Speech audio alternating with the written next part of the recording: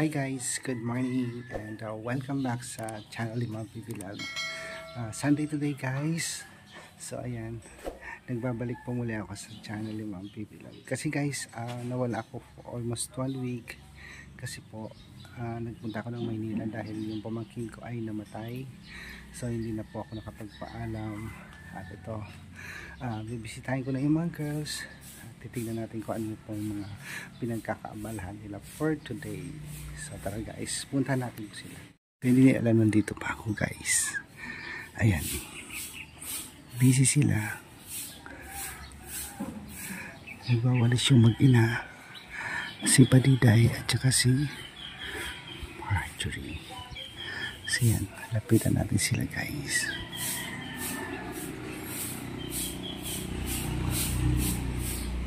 Hindi nila alam dito ako. Bisi-bisihan ng mga girls. So yan guys. Hello. May nagwawalis. Kumusta ko yata? May naglalaba. Kumusta yung ano mo? Hello. Na-enjoy mo yung bakasyon mo ko yato eh. Bakit ka mag-enjoy? May patay. Ay, oo nga. Diba? Ayan, Puyat din. nakapasya doon. Papasyalan mo doon. Yan naman natin dito yung tatlo guys. Ay, ito pala si Auntie Juliet. Good morning Auntie Juliet. Kumusta? Ang daming dahon Auntie. Ayan, busy siya. Sa Dali. Okay lang kuya Toy. Yan, balita ko. Thanks. Nalibing na namin yung pamangkin ko. Pero meron na naman ako isang pamangkin na ganun din ang sakit. Babae dito? Babae. Ano sakit dito? Ganun din, goiter na. Tapos yung mata parang nakalabas. Yung mata niya na parang nakalabas na. Kumusta yung ano, nabalitaan ko, yun nga. Nag-collapse ka daw. Ano nangyari? Tapos, ano ba nangyari? Kasi, Wala lang yun kasi yung, ano na, dysmenorrhea. mainit. Ay, dysmenorrhea. Ano yan eh? Ganyan din yung pinsan ko. Kasi kuya Toy, nagkasabay yung, ano, yung pag-dysmenorrhea ko, tapos naglakad na kami pa papuntang school. Kaya, tapos yung ang init. Tapos, Di ba pag meron kayong period, pag may dysmenorrhea malakas? oo kuya Toy, pero yung iba hindi. Pampers nga gamit ng pinsan ko eh. Sa akin kasi ganito lang talaga ako pag ano, May period. oo, pero first time ko palang sobrang sakit talaga. So meron kang check up ngayon ano? Meron Anong oras sa'yo alis? 8 siguro. Sakit ng tuhod ko sa biyahe. Bakit kuya Toy? Hindi ko maunat yung paa ko sa partas. Ang sakit ng tuhod ko. Sobra. Hi kuya Toy! So ayan. Oo nga. Oo, Nabintas unay si kuya Toy. O, diba? Pagupit lang naman ako eh. Patingin kuya Toy! Patingin. Ghost month pa lang ngayon. Wow! Ganun din. Walang pagbabago.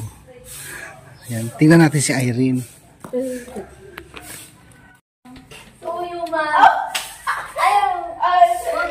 Good morning everyone, especially To our teacher. kahit ano lang, sama ano naman. Good morning everyone, especially to ma'am. My topic is about the shot. Started the war. Di ba? The shot that started the war often refers to the Battle of Manila in 1999. Ano, 1899, oh. Oh, 1899, which marked the beginning of the Philippines-American War, especially it was Private Will W. Blizzard. So, of the U.S. Army who fired the first shot on the evening of February 4 at the corner of Susaygo Street and Thomas Argolis Street. shot heard around the world, alternatively written as shot heard around the world, has become primarily associated with the Association of Archduke Franz Ferdinand and Sarajevo on June 28, 1914.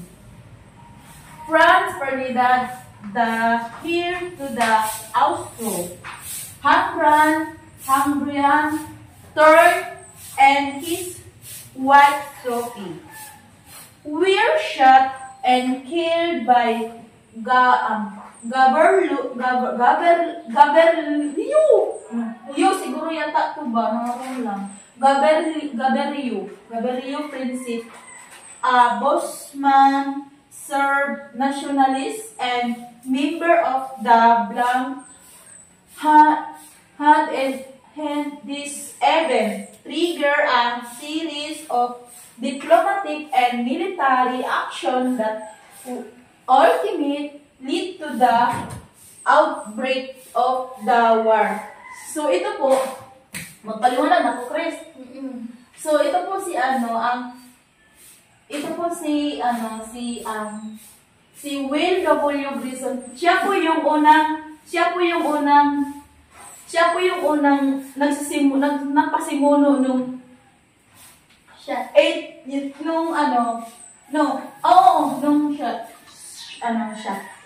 po yung unang nagsimuno. So, ito naman si Gaberliu Principe, siya na po hindi pa lang, si Franz Ferdinand, at saka ito si Gaberliu Principe, siya po yung pumapatay kay Franz Ferdinand, at saka sa kanyang wife na si Sophie.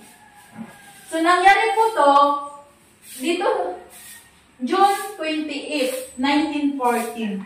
So, diyan po nangyari. So, ito po siya beginning. So, siya pa rin to. Di ba? Tapos, nangyari din po ito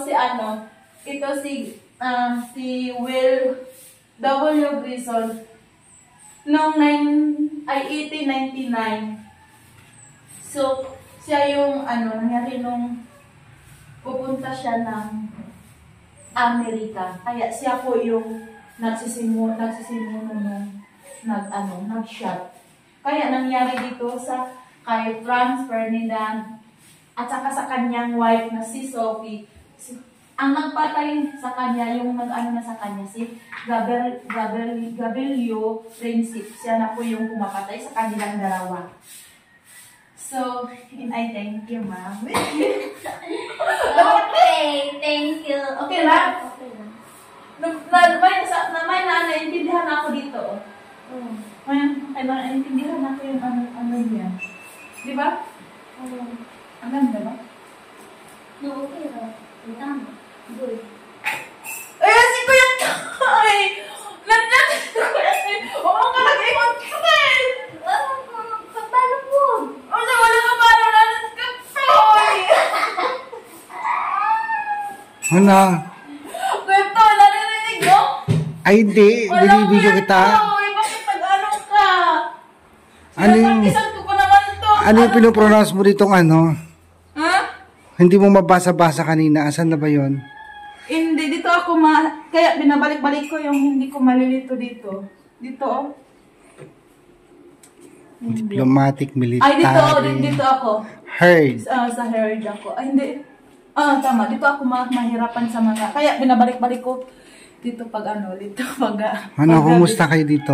Ay, Kuya Toy, okay lang. Na-miss ka namin. Let's go. 1 week ako Ngayon doon. ka lang, pupunta dito. Hindi ka pupunta dito kahapon. Kahapon ngayon dating ko. Si Kuya Toy ba? Siyempre, ang sakit ng tuhod ko sa bus. Kuya Toy! Pasalubong kita eh. Ang laki pala no? Ang punerarya kasi doon sa Manila, arawan, 9,000 isang araw. Hala. Iba pa yung bayad mo sa sementeryo. Ay, magbayad pa lang ng sila. Oo, kasi hindi naman, ano dun, rentahan mo siya 5 months. Ay, 5 years, 18K. Ganun na sa Manila. Mahal doon. Kaya sabi ko, pagtapos na yung 5 years, ilipat na lang natin sa Abrayan. Para hindi na kayo mag-renta-renta. Yan, no? Oo, buti na lang, dito na lang sa ano kayo. Maganda pa dito. So, kumusta kayo dito? Okay lang, Petoy. Masaya naman. Kasi laging nagbabalik.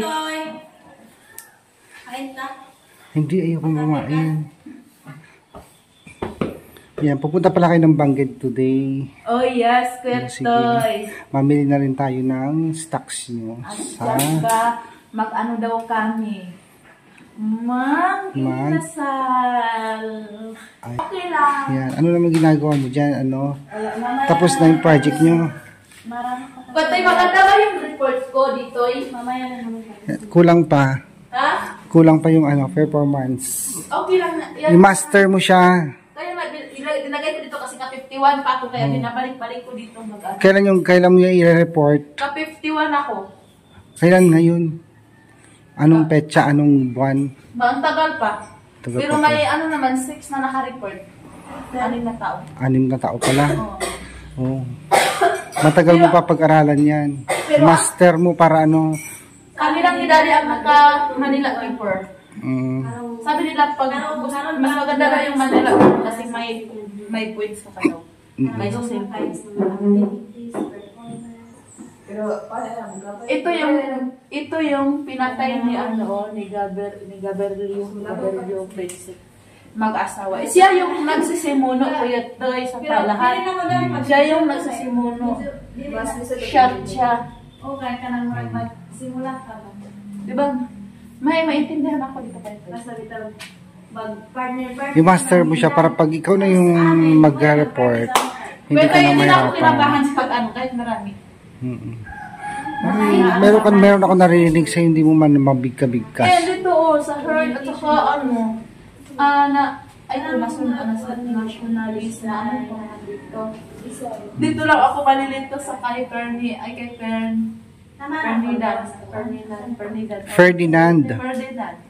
Dito ako Franz Ferdinand. Dito ako malilito sa kanya.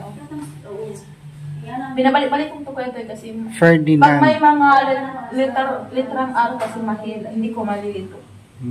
Mahirap pa yung bigla ko. Kaya mo yan. Ito naman. Pwede mo naman pakinggan sa YouTube yan eh. Yung mga words. Or sa Google. Paano siya bigkasin. Pangalan yan si Ferdinand. Franz Ferdinand. Franz Ferdinand. Franz Ferdinand. Franz Ferdinand. Franz Ferdinand. Franz. Franz Ferdinand. Okay. Franz Ferdinand. Diba? O sige, mag ano na kayo. Gayak-gayak na para mamaya Ay, maliligo na tayo. makapunta na kayo sa Bangged. Hatid ko na lang kayo. Kumusta ang school for 1 week? Okay lang po. Marami po kaming gagawin ngayon. Binagaan ko nga uwi kasi may bagyo eh. Marami kaming Alala talaga gagawin, ako. Kuya Toy. Ayan. Hindi pa namin tapos yung gagawin namin. Ngayon pa lang tatapusin. Okay. So sige, tara na. Mag-bis-bis na kayo at pupunta na kayo dyan. Hatid ko kayo. Ayan guys. Nabisita ko na yung mga girls at uwi muna ako. Then pupunta kami ng Bangged. Hatid ko sila dahil meron silang asikasuhin sa Bangged guys. So,